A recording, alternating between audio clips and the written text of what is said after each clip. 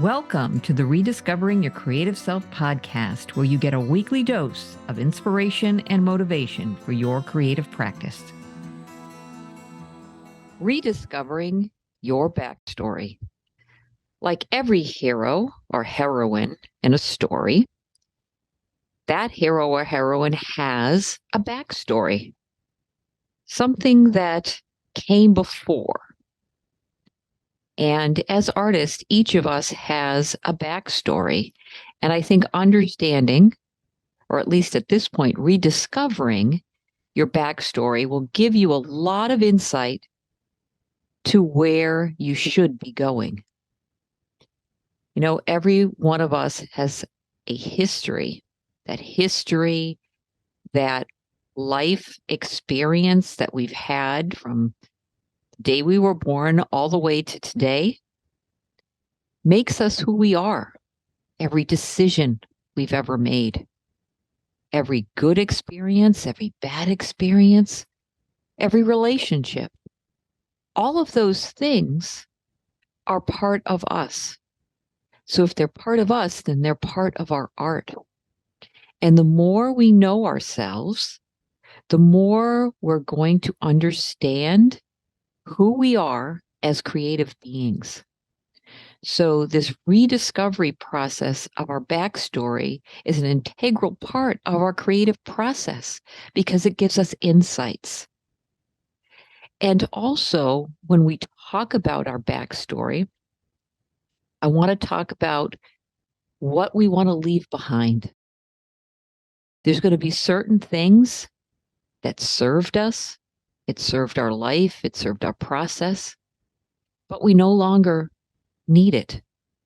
It's kind of like we're going on a trip. We know where we want to go.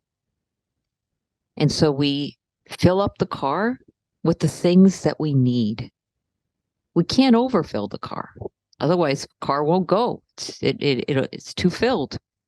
So there's some things that we need to leave behind. So our focus can be on what we're bringing with us as we move forward with our journey.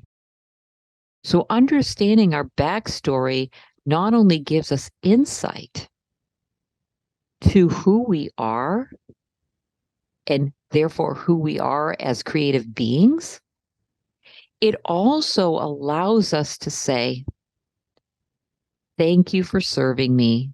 These things, these experiences that we had, I no longer need you. And I'm going to leave room in my car to pick up new things along the way in my journey. And one of the things as an educator, especially in the MFA program, is I have a lot of conversations with artists, professional artists, illustrators, fine artists, designers, people who've been working in the field for quite a number of years, have a hard time acknowledging that there's things they need to leave behind. What they realize is that in order to have the time, have the brain space, right?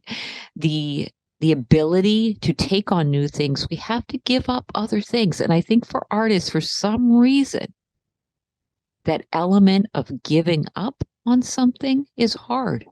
But it's amazing because once they do it, they feel like a weight has been lifted off their shoulders.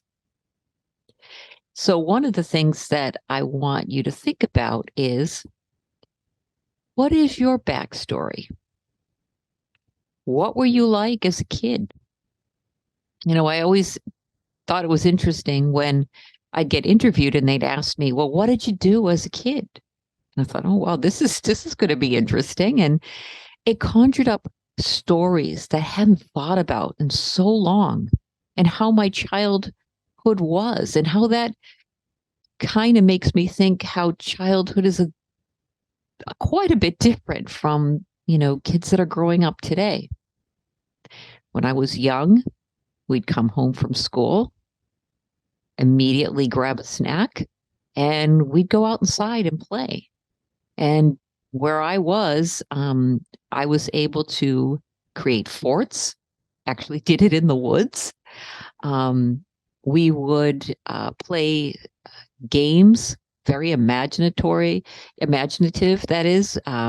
We'd play secret agents, and we'd have incredible stories, and we'd become characters, and we'd ride our bikes. Okay, we'd have sleepovers in tents out in the backyards. We did a lot of things that required absolutely no commercialized toys. In other words, we used our imagination. Everything was about storytelling. Everything was about using what we had. And if we didn't have it, we made it. We made our forts. We decorated the forts with stuff that we could collect. We used to go sliding, literally in the woods.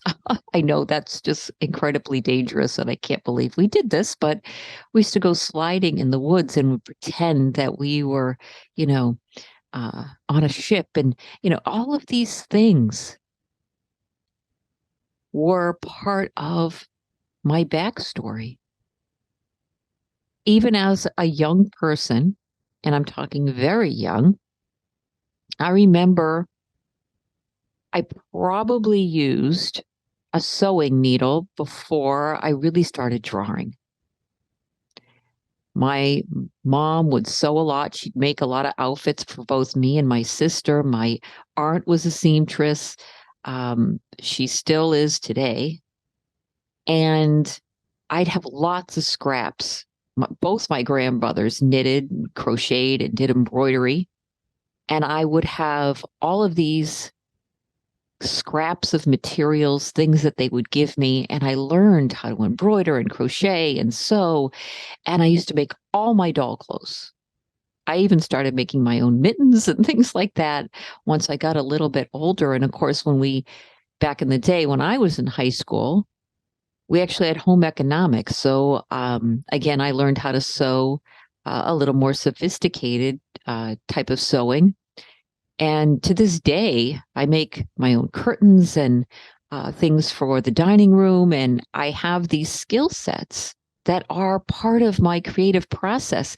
And the understanding of working with fibers and materials has then translated into my art as work in relief. So all of the things that are part of your backstory, think about those. If you got a chance this week, think about, who were you as a kid? What did you do when you were younger? What are the things that you were inspired by? I mean, all of that stuff, when you can resurrect it, when you can rediscover it, you go, oh my goodness, these things that I'm doing that I'm passionate about today were there all along. And that's true for a lot of artists. Those things were there all along. Kind of reminds me of The Wizard of Oz, right? When Dorothy clicks her heels and says, everything was in me all along. It was there. It was always there. It was always with you.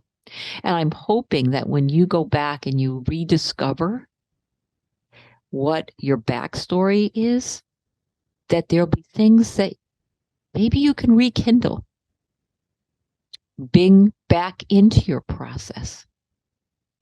And maybe those things were missing. Maybe they're the missing elements. Okay. But the second half of what we want to talk about, are there things that you've been doing, keeping with you, that were necessary at one point, but are no longer necessary moving forward, and that you should probably let go at this point? Like I said, I've talked to so many students that have kept certain things, don't want to give it up. And so what I introduce them to is the gift that you had of this thing that you were doing. Maybe it was a certain kind of client job that's been ongoing, but you really don't need to do it anymore. Or maybe there's something that you've been doing in your creative process that you don't need to do anymore. I say to them, it was a gift and a blessing to you at one time. At this point, you've done it a million times. I call it rinse and repeat. You've rinsed and repeated. Okay. There's so many times that it's not really serving you anymore. I think you need to close that door, open yourself up to newer opportunities, but at the same time, you're giving a blessing to somebody else that is ready for what you're giving up. That's a different way of looking at things. Okay. That's a different way of approaching what you need. As a good CEO of your own creative business, and if even it's not a business, it's something that you just do for yourself, give yourself the gift of opening the door to something new by closing the door that's for something that served you well, but is no longer serving you. So for this week, think about, what is my backstory? What did I love as a kid? What was fun?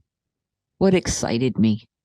And maybe we can introduce some of those things or rekindle some of those things in your process today. The other thing is there something that you're doing that just is kind of a drudgery at this point, but you don't want to give it up because at one point you knew it was good? Think about it and make some of those decisions. Rediscovering your backstory allows us to see where we have been and where we need to go moving forward. Have a wonderful week, and as always, create from the heart. This audio series is part of my Navigating the Labyrinth of the Creative Mind Patreon endeavor.